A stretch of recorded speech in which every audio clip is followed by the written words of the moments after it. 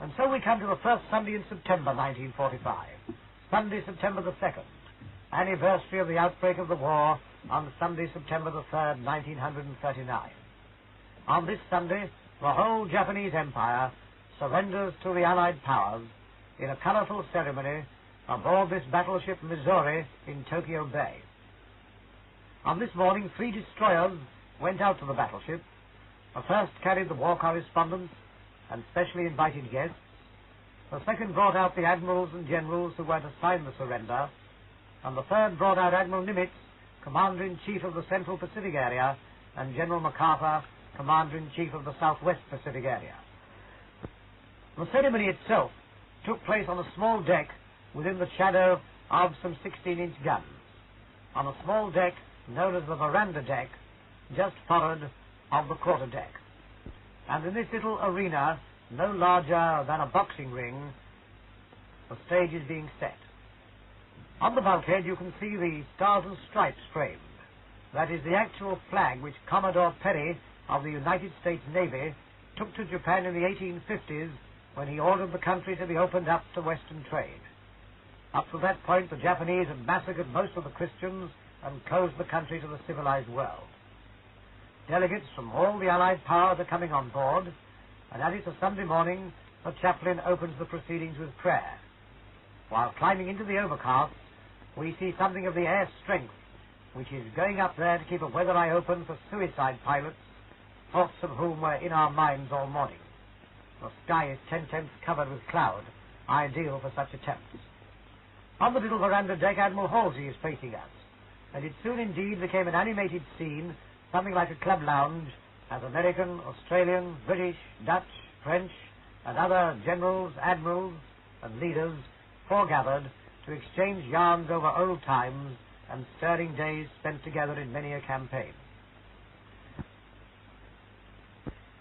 Britain is worthily represented by that table, which has come from HMS King George V, flagship of the British Pacific Fleet. The American Navy doesn't carry large tables in the wardrooms, and a large table was thought essential to the dignity of the occasion.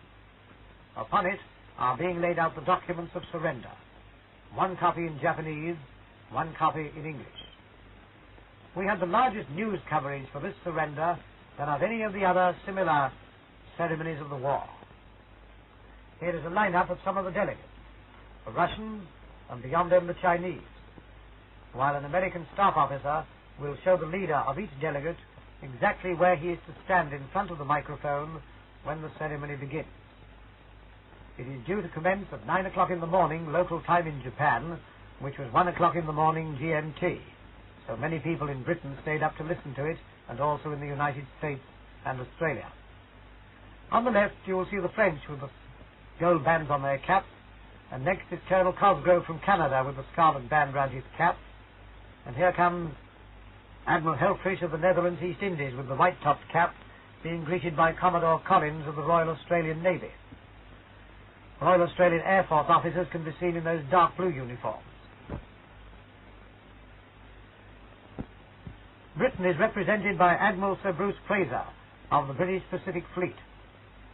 The British Pacific Fleet was only formed early in 1945, following its arduous work in the Mediterranean, the Atlantic, and the North Sea, and therefore the only campaign in which it took part was at Okinawa from April to June 1945, when it stood on the flank of Admiral Nimitz's Pacific Fleet and acquitted itself very worthily, especially when some British aircraft carriers took Japanese suicide pilots into their armored decks and were able to put the fighters back in the air within 15 minutes, a fact which won warm signals of congratulation from Admiral Nimitz and Admiral Halsey.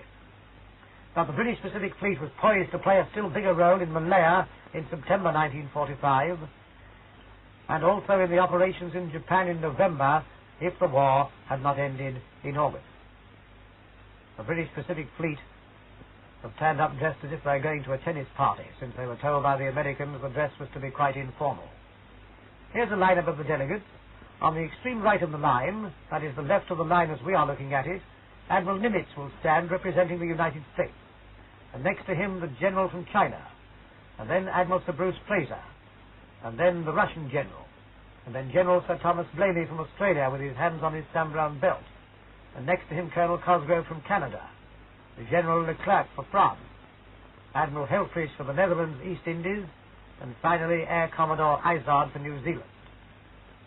The time is now about 9:15. We are waiting for Admiral Nimitz and General MacArthur. Here they come. They're going to the Admiral's cabin for 15 minutes until the ceremonial is due to commence.